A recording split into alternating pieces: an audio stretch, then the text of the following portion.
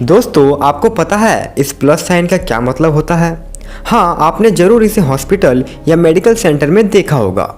और अगर ये प्लस मार्क आपके चेस्ट नंबर पर लग जाता है तो समझ जाइए कि आप मेडिकल के प्रोसीजर के लिए एलिजिबल हैं और आपको कई सारी मेडिकल टेस्ट से गुजरना होगा। तो इन्हीं मेडिकल टेस्ट के बारे में मैं आपको डिटेल से बताऊंगा। तो सबसे पहले तो आप घबराएं नहीं और जाने से पहले इस वीडियो को ज़रूर देख लें। दोस्तों, एनडीए के रिटन एग्ज़ाम में क्वालिफाई हो गए हो और एसएसबी के लिए रिकमेंड हुए हो तो आप इस वीडियो को देख कर ही जाएं। इसमें मैंने 5 दिनों का एसएसबी इंटरव्यू को पूरे डिटेल से बताया है। दोस्तों, जैसे ही एसएसबी इंटरव्यू के लास्ट डे में आपका कॉन्फ्रेंस हो जाता है तो आपके फेस में थोड़ी स्माइल आ जाती है, क्योंकि इसके बाद आप मेडिकल के लिए रिकमेंड हो जाते हो। दोस्तों, मेडिकल का जो प्रोसीजर है वो इंटरव्यू के एक दिन बाद ही शुरू हो जाता है, जो कि 5 से 6 दिनों तक चलता है। और ये जो मेडिकल होता है वो आपके बोर्ड के नज़दीकी मिलिट्री हॉस्पिटल में ही होता है।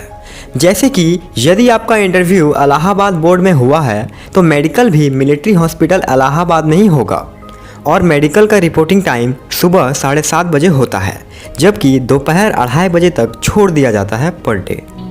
और टेंशन मत लीजिए, क्योंकि आप सभी को बोर्ड से हॉस्पिटल तक बस से ले जाया जाएगा और वापस भी ले आएंगे। बस सुबह आपको थोड़ा जल्दी उठना है।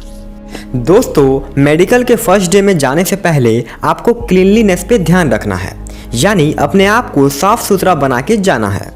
जैसे कि अपने ईयर के वैक्स को क्लीन कर लें, अपने नोज़ को क्लीन कर लें, टीथ को क्लीन कर लें, अंडर आर्म्स के हेयर को रिमूव कर लें, नेल्स को कट कर लें और आखिर में स्नान कर लें। ये सारी बेसिक चीज़ों को करके ही मेडिकल के लिए जाएं, क्योंकि बहुत सारे ऐसे स्टूडेंट्स हैं जिन्हें वैक्स की वजह से, अंडर आर्म्स में हेयर की वजह से, इन सारी छोटी लापरवाहियों की वजह से टीआर मिल जाता है। इसीलिए अपने आप को थोड़ा साफ़ सुथरा और वेल ड्रेस्ड करके जाएं। जैसे ही आप लोग मिलिट्री हॉस्पिटल रिपोर्ट करते हैं तो सबसे पहले आपका डॉक्यूमेंट वेरिफिकेशन होता है और फिर आपको कुछ फॉर्म भराया जाता है जिसमें करीबन 2 से 3 घंटे का समय लग जाता है। फिर आपको एक नया चेस्ट नंबर अलॉट किया जाता है जिसमें प्लस का साइन लगा होता है। और उसके बाद आपका ब्लड सैंपल और यूरिन सैंपल लिया जाता है, जो कि पैथोलॉजी लैब में सबमिट होता है। और जब इसका रिजल्ट आता है तो आपको उस दिन नहीं बताया जाता, बस आपने जो शुरुआत में फॉर्म भरा था उसमें लिख देते हैं। उसके बाद कोई डिसाइडेड नहीं होता कि अगले दिन या उसी दिन ही आपका कौन सा टेस्ट होने वाला है। आई का भी हो सकता है, ईएनटी का भी हो सकता है। ये नर्सिंग असिस्टेंट पे डिपेंड करता है कि वे आपका अगला टेस्ट कब और कौन सा करेंगे। बट जनरली इसके बाद आपका एक्सरे और अल्ट्रासाउंड होता है। एक्सरे में सिर्फ चेस्ट का एक्सरे होता है, जिसमें वे आपका रिब केज और स्पाइनल कॉर्ड देखते हैं कि कहीं वो क्रैक तो नहीं या कहीं सीवियर स्पाइनल इंजरी तो नहीं। इसके अलावा अगर हम फ्रैक्चर की बात करें तो यदि बचपन में खेलते समय आपका कोई बॉडी पार्ट्स टूट गया हो या इन पास्ट कभी फ्रैक्चर हुआ हो लेकिन अभी बिल्कुल ठीक है, फिजिकल मूवमेंट में कोई प्रॉब्लम नहीं है और वो पार्ट में कोई डिफॉर्मेशन भी नहीं है, यानी वो भाग थोड़ा घसक गया है या टेढ़ा हो गया है, ऐसा नहीं है, तो आपको चिंता करने की कोई ज़रूरत नहीं है, क्योंकि आप इस टेस्ट में पास हैं। एक्सरे होने के बाद आपका अल्ट्रासाउंड होता है, जिसके लिए आपको बहुत सारा पानी पीने को बोलते हैं ताकि आपका यूरिनरी ब्लैडर फुल हो जाए और आपकी रिपोर्ट क्लियर आए। इसमें जनरली किडनी, लीवर और किडनी में स्टोन को चेक किया जाता है। तो इस तरह से आपका फर्स्ट डे कंप्लीट होता है। हो सकता है कि अगर आपका कुछ टेस्ट पहले दिन में नहीं हुआ तो दूसरे दिन ले लिया जाता है। सेकेंड डे यानी दूसरे दिन में भी आपका रिपोर्टिंग उसी टाइम होता है। फिर कुछ बेसिक फॉर्म भराते हैं जिसमें आपको कोई गलती नहीं करनी, और इस तरह के फॉर्म आपको 2 या 3 दिनों तक भराते हैं। इसके बाद जनरली आपका आई टेस्ट होता है।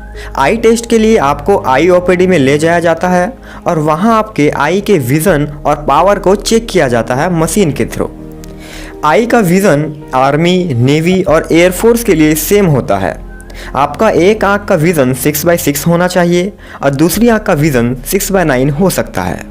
लेकिन अगर आँखों की पावर की बात करें तो इंडियन आर्मी के लिए -2.5 से +3.5 तक हो सकता है, इंडियन एयरफोर्स के लिए -0.5 से +2 तक हो सकता है और इंडियन नेवी के लिए -0.75 से +1.5 तक हो सकता है।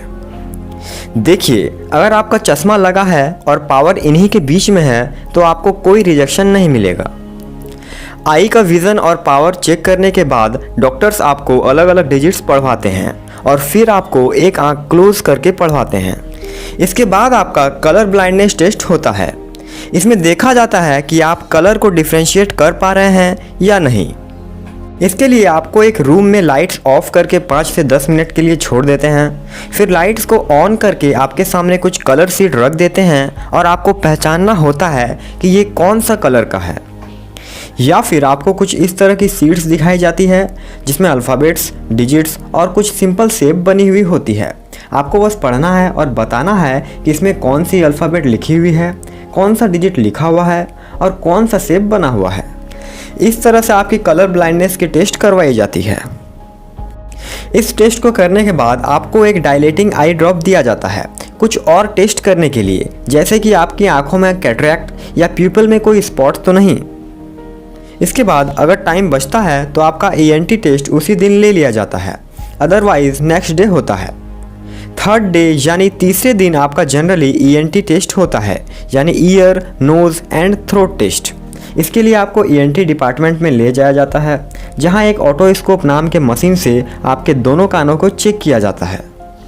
कानों में ईयर ड्रम सही है या नहीं, वैक्स क्लीन है या नहीं, और भी कई सारी चीज़ों को चेक किया जाता है और सब सही होने पे आपको नोज़ टेस्ट के लिए भेज दिया जाता है। लेकिन अगर आपके कानों में कुछ डिफेक्ट पाए जाते हैं तो उस केस में आपको TR मिलता है, यानी टेम्पररी रिजेक्शन। ये टेम्पररी रिजेक्शन क्या है ये मैं आपको वीडियो में आगे क्लियर कर दूंगा। मगर दोस्तों, वैक्स के केस में आपको कोई TR नहीं मिलता क्योंकि ये आसानी से क्लियर हो जाता है। इसके बाद आपका नोज़ टेस्ट होता है। इसमें एक कैमरा वाली छोटी सी मशीन को नोज़ के अंदर डालकर देखते हैं कि आपकी हड्डी या स्किन तो नहीं बढ़ रखी। और नोज़ में एक कॉमन प्रॉब्लम आती है, that is DNS, deviated nozzle septum, यानी नाक की हड्डी टेढ़ी हो जाना। इसके लिए आपको TR मिलता है और यह प्रॉब्लम बहुत ही ईजिली ठीक हो जाती है। और इसी तरह से आपके थ्रोट भी चेक कर लिए जाते हैं। इसमें आपको टॉन्सिल और कुछ चीज़ों को चेक किया जाता है। इसके बाद अगर आपका ENT में कोई प्रॉब्लम नहीं निकलता तो आपको ऑडियोमेट्री के लिए ले जाया जाता है।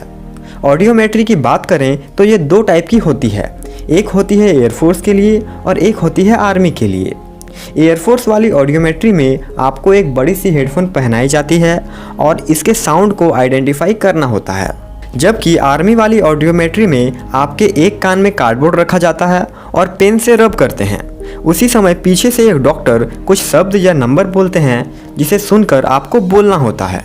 ये आपकी हेयरिंग एबिलिटी को चेक करने के लिए होता है, जिसे मेडिकल भाषा में विस्परिंग कहते हैं। तो इस तरह से आपका ENT और ऑडियोमेट्री समाप्त होता है। इसके बाद आपका शुरू होता है डे 4। डे 4 में आपका होता है डेंटल टेस्ट। इसके लिए आपको डेंटल OPD में ले जाया जाता है और वहाँ आपके दांतों को चेक करके पॉइंट्स देते हैं। यदि आपके दांतों में कोई प्रॉब्लम नहीं है तो आपको 22 पॉइंट्स मिलते हैं, जो कि मैक्सिमम पॉइंट्स होते हैं, जबकि डेंटल टेस्ट को पास करने के लिए आपके मिनिमम 14 पॉइंट्स होने चाहिए।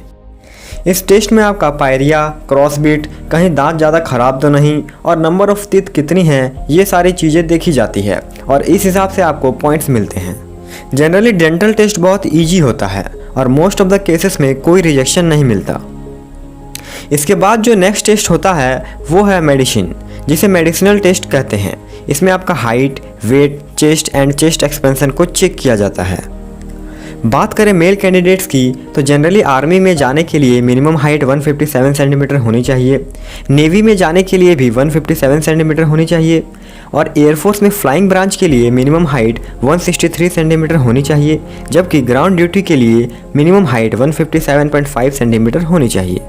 लेकिन यदि आप Gorkhas, hilly areas, north eastern region, Garhwal, Kumaon इन सारी जगहों से बिलोंग करते हैं तो आपको कम से कम 5 सेंटीमीटर का हाइट रिलैक्सेशन मिलता है।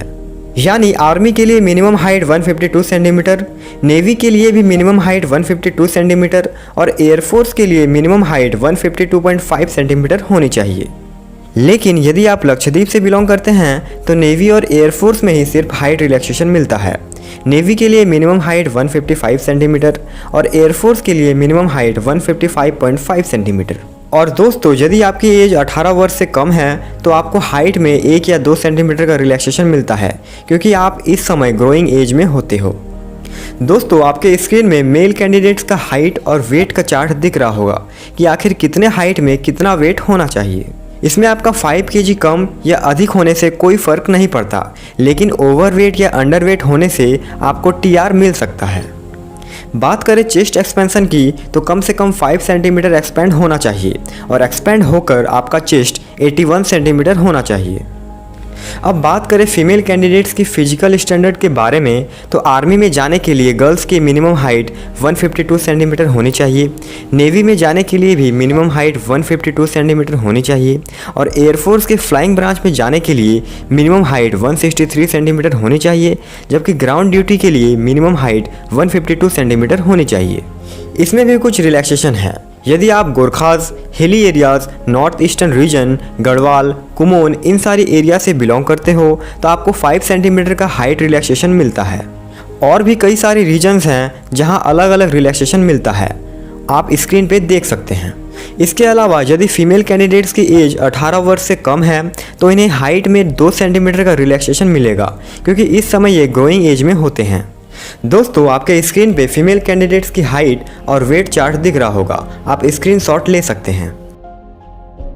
फिजिकल होने के बाद आपका ब्लड प्रेशर चेक करते हैं, ऑक्सीजन कंसंट्रेशन चेक करते हैं और वे अल्ट्रासाउंड और एक्सरे की रिपोर्ट भी चेक करते हैं और इस तरह से आपका ये टेस्ट कंप्लीट हो जाता है और डे 4 भी समाप्त हो जाता है। डे 5 की शुरुआत आपकी कुछ इस तरह से होती है। डे 5 में आपका सर्जिकल टेस्ट होता है। इसमें आपको सर्जिकल ओपीडी में ले जाया जाता है और कुछ कैंडिडेट्स का ग्रुप बना दिया जाता है। इस टेस्ट में आपके नॉकनीज चेक करते हैं, शोल्डर और हैंड के बीच का एंगल चेक करते हैं जिसे कैरिंग एंगल भी कहते हैं, आपके स्वेटिंग हैंड्स चेक करते हैं, पिजन चेस्ट चेक करते हैं, फिर आपके फ्लैट फुट चेक करते हैं और फिर आपके इंडेक्स फिंगर को चेक किया जाता है ट्रिगरिंग के लिए। पैरों के नसों को भी चेक किया जाता है। इसके बाद आपकी स्किन को भी अच्छे से चेक करते हैं। इसी तरह से आउटर सर्जिकल होने के बाद इनर सर्जिकल होता है। इसमें आपके इंटरनल पार्ट्स को अच्छी तरीके से चेक किया जाता है कि इंटरनल पार्ट्स में कोई डिफॉर्मिटी तो नहीं। तो ये सारे टेस्ट होने के बाद आपका मेडिकल कंप्लीट हो जाता है और जो लास्ट डे होता है दैट इज़ डे 6, वो होता है कॉन्फ्रेंस डे। इस दिन आपको बताते हैं कि आपको कितने टीआर मिले हैं और टीआर मिलने पे आपको आगे का प्रोसीजर समझाते हैं कि आपको आगे क्या क्या करना होगा। लेकिन इससे पहले आप समझ लीजिए कि टीआर और पीआर होता क्या है। टीआर यानी टेम्पोररी रिजेक्शन। एक एग्जाम्पल से समझें तो यदि आप ओवरवेट हैं या आपका वजन कम है तो इस केस में आपको मेडिकल में पूरी तरीके से रिजेक्ट नहीं किया जाता, बल्कि आपको 42 डेज़ का समय दिया जाता है अपने वेट को सही करने के लिए और इसी को टेम्पोररी रिजेक्शन कहते हैं।